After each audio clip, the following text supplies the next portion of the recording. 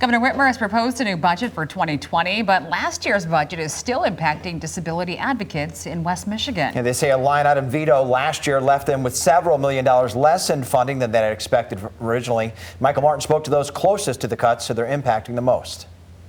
You say thrifty, I say house of cards. We're about a $2 million budget, and all these parts and pieces come together to keep it happening. At Disability Advocates of Kent County, Executive Director Dave Bulkowski is used to doing a lot with not so much. We have certified benefits planners and counselors. We sit down, work one-on-one with people to understand what needs to happen. All 83 counties across Michigan have access to one of the 15 centers like this in the state.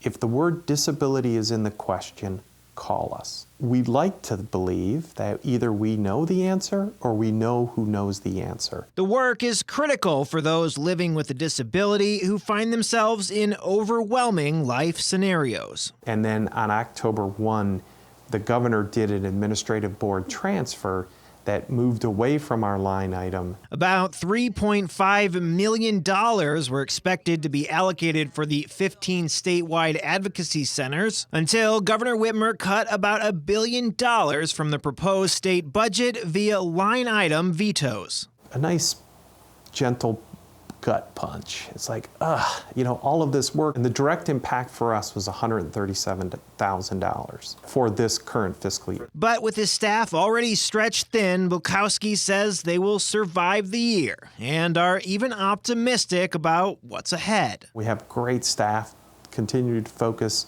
on helping people and being creative to help folks get where they want to be. Good news is the governor already proposed restored funding for October 1 of this year, which will be the first day of the new fiscal year. So we've already, educated the governor. She understands, she's supportive. In Grand Rapids, Michael Martin, Fox 17 News. Now, the Disability Advocacy Center will still be able to operate and help those living in Kent County with disabilities get resources they need. They say the best way to show support for their work is to reach out to your local representative to let them know that you value the work that they do. We did reach out to the governor's office for a comment, but they are closed today due to that holiday, of course, President's Day.